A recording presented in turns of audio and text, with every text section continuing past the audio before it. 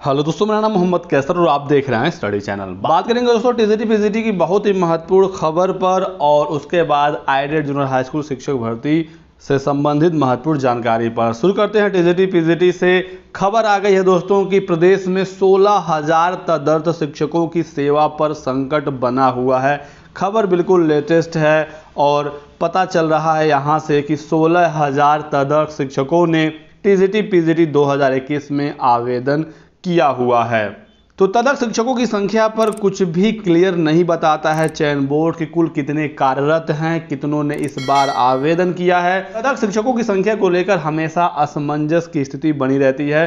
Hindustan newspaper के माध्यम से खबर आ रही है कि 16,000 तदर्थ शिक्षकों की सेवाओं पर संकट आ गया है, जिसमें से कानपुर नगर के भी 28 शिक्षक शामिल हैं। तो कुल लगभग 16,000 तदर्थ शिक्षकों ने इस बार आवेदन किया हुआ है। कुल जो तदर्थ शिक्षकों की संख्या है वो इससे कहीं ज़्यादा है, क्योंकि बहुत सारे ऐसे तदर्थ शिक्षक हैं जिन्होंने इस बार आवेदन नहीं किया है। कुछ तो इस डर से आवेदन नहीं किए हैं कि वो परीक्षा में फेल हो जाएंगे तो फिर उनका वेतन रुक जाएगा, और अगर वो आवेदन नहीं करते हैं ऐसे ही भर्ती को फंसाए रखेंगे, उनको वेतन मिलता रहेगा। 2022 का चुनाव आ जाएगा, उसके बाद फिर आगे वो लोग कुछ तरीके अपनाएंगे। जिस तरह से प्रबंधकों के जरिए ये नियुक्ति पा लिए हैं, कुछ सिस्टम और तरीके ये खोज रहे हैं कि किस तरह से ये नियमित हो जाएं। इसी के साथ साथ कुछ ऐसे भी तदर्थ शिक्षक हैं जिनको अभी तक वेतन ही नहीं मिलता था, ये इस उम्मीद में ज्वाइन कर लिए थे कि आगे चलकर कभी वैकेंसी आएगी, मैनेजर इनको नियमित कर देंगे, कोई नियम कानून में बदलाव होगा।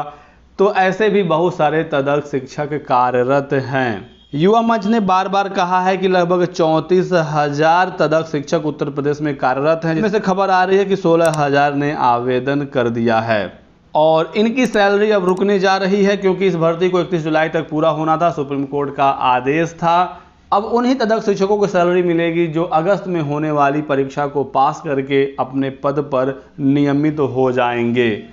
कुछ छात्र पूछते हैं कि ये तदर्थ शिक्षक क्या होते हैं। तदर्थ शिक्षक दोस्तों वो शिक्षक हैं जिन्हें मैनेजर ने नियुक्त कर दिया, प्रबंध तंत्र के जरिए इन्होंने नियुक्ति पा ली, पैसे वगैरह देकर या सगे संबंधियों को इन प्रबंधकों ने नियुक्त कर लिया।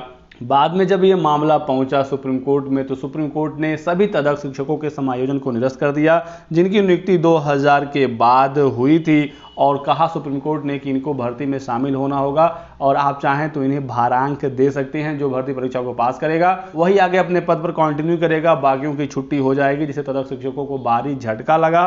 परीक्षा अब होने जा ही रही है अगस्त में। 7 और 8 अगस्त को टीजीटी का एग्जाम है, 17 और 18 अगस्त को पीजीटी का एग्जाम है, और इससे पहले इन तदर्थ शिक्षकों की सैलरी भी रोक दी गई है।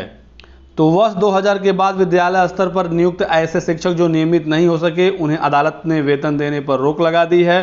कोर्ट ने इनकी नियुक्ति के लिए जो विकल्प सुझाया था उसकी समय सीमा भी समाप्त हो गई है। और माध्यमिक शिक्षक संघ के प्रांतीय महामंत्री हरीश चंद्र दीक्षित ने बताया कि जो तदर्थ शिक्षक हैं वो फिर से कोर्ट चले गए हैं। यदि इन्हें राहत नहीं मिलती है तो इनका वेतन रुकना तय है। ऐसे शिक्षकों की प्रदेश स्तर पर संख्या काफी ज्यादा है। इसी के साथ साथ बहुत सारे छात्र ये भी पूछते हैं कि क्या तदर्थ शिक्षकों के पद इस भर्ती में जोड़े जाएंगे जब उन्हें भारांक देकर भर्ती में शामिल किया गया है। तो चयन बोर्ड ने बार बार आश्वासन दिया है कि यदि कोई तदर्थ शिक्षक नियुक्ति नहीं पा पाता है अपने पद पर तो फिर उस पद को सामान्य अभ्यर्थी को दे दिया जाएगा। अगर इस तरह से हो जाता है तो 15,000 पदों पर भर्ती आई हुई है, 16,000 तदर्थ शिक्षकों ने आवेदन किया है, यानी कि कुल 31,000 पदों पर भर्ती होगी। अब 16,000 में सभी तदर्थ शिक्षक तो सेलेक्ट तो हो नहीं पाएंगे, तो जितने भी पद खाली रह जाएंगे उस पर सामान्य अभ्यर्थी चयनित हो जाएगा। अब ये किस तरह से होगा ये तो देखने वाली बात होगी, क्योंकि ऑफिशियल नोटिफिकेशन में या फिर कोई विज्ञप्ति जारी करके नहीं बताया गया है, लेकिन आश्वासन दिया गया है कि तदर्थ शिक्षक अपने पद पर अगर चयनित नहीं हो पाता है तो उनके पद पर सामान्य अभ्यर्थियों को नियुक्त कर दिया जाएगा। इसी के साथ साथ चर्चा ये भी है कि मंडल स्तर से परीक्षा को हटाकर जिले स्तर पर इसी वजह से किया गया है ताकि ये तदर्थ शिक्षक परीक्षा में नकल करके पास हो जाएं। आप यहाँ देखेंगे जहाँ प्रतापगढ़, सुल्तानपुर, जौनपुर, गोंडा आदि जिलों में तदर्थ शिक्षकों की भर्ती नियमों को ताक पर रखकर प्रबंधकों व जिला विद्यालय निरीक्षकों ने रखा हो, उस विद्यालय को परीक्षा केंद्र बनाया जाए और परीक्षा का पेपर बड़े पैमाने हल न हो, ऐसा हो नहीं सकता। इसलिए सोमवार को कल युवा मंच के अध्यक्ष अनिल सिंह माध्यमिक शिक्षा सेवा चयन बोर्ड पर पहुंच रहे हैं और मांग ये होगी कि मंडल स्तर पर ही एग्जाम का सेंटर बनाया जाए और अगर किसी कंडीशन में सभी जिलों में परीक्षा कराई जाती है तो छात्रों का जो पेपर है वो अंतर जनपदीय होना चाहिए, यानी कि छात्रों का सेंटर दूसरे जिले में जाए। स्पेशली जहां पर तदर्थ शिक्षक ज़्यादा हैं उनको दूसरे जिलों में पेपर देने के लिए भेजा जाए। इससे पहले भी युवा मंच के अध्यक्ष अनिल सिंह ने पत्र भेजकर ये मांग की थी कि सिर्फ मंडल स्तर पर ही परीक्षा हो, अगर जिलों में परीक्षा हुई तो भारी गड़बड़ी होने की उम्मीद है। उन्होंने ये भी बताया था कि जिन जिलों में तदर्थ शिक्षकों की संख्या काफ़ी ज़्यादा है वहाँ पर तो किसी भी हाल में जिले स्तर पर परीक्षा ना हो। ऐसे कुछ जनपदों का नाम भी बताया था, जिसमें प्रतापगढ़, सुल्तानपुर, फैजाबाद, अंबेडकर नगर, गोंडा, बस्ती, रायबरेली, जौनपुर, आजमगढ़ और अयोध्या आदि जिले शामिल हैं। उन्होंने बताया कि सीटेट का पेपर जिस राज्य में आउट हो जाए, 68,500 का पेपर आउट हो जाए, 69,000 शिक्षक भर्ती के पेपर में काफ़ी भारी मात्रा में गड़बड़ी देखने को मिली, तो ऐसे कंडीशन में टीजीटी पीजीटी का पेपर आउट होना बिल्कुल तय है अगर जिले स्तर पर ये पेपर हो जाता है। चूंकि ये तदर्थ शिक्षक तो परीक्षा पास करके नियुक्त हुए नहीं हैं, पैसे देकर या फिर किसी जुगाड़ से ही इन तदर्थ शिक्षकों को नियुक्ति मिली है, तो ये परीक्षा में गड़बड़ी करने की पूरी कोशिश करेंगे।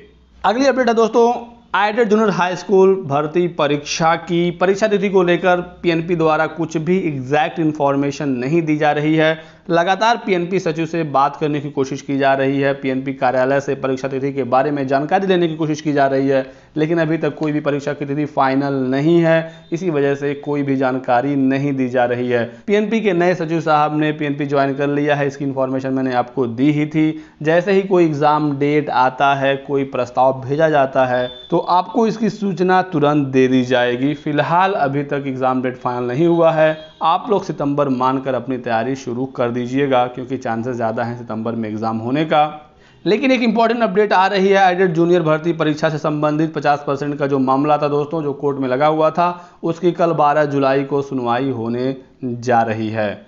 आपको पता है दोस्तों कि एनसीटीई ने ग्रेजुएशन में 50% की बाध्यता को समाप्त कर दिया। उसके बावजूद शासन ने नोटिफिकेशन में बाध्यता लगा दी कि ग्रेजुएशन में 50% नंबर होना चाहिए, स्पेशली बीएड के छात्रों के लिए। उसके बाद ये छात्र चले गए कोर्ट। कोरोना लॉकडाउन में कोर्ट में सुनवाई हो नहीं पाई। कुछ दिन पहले मामला लगा हुआ था, लेकिन उस दिन भी सुनवाई नहीं हुई और अगली डेट 12 जुलाई को लगा दी गई थी। अब कल इसकी सुनवाई होने जा रही है। जैसे ही कल इसकी सुनवाई होती है दोस्तों, आपको अपडेट इसका दे दिया जाएगा। कॉज लिस्ट आपके सामने है, जिसे आप देख सकते हैं।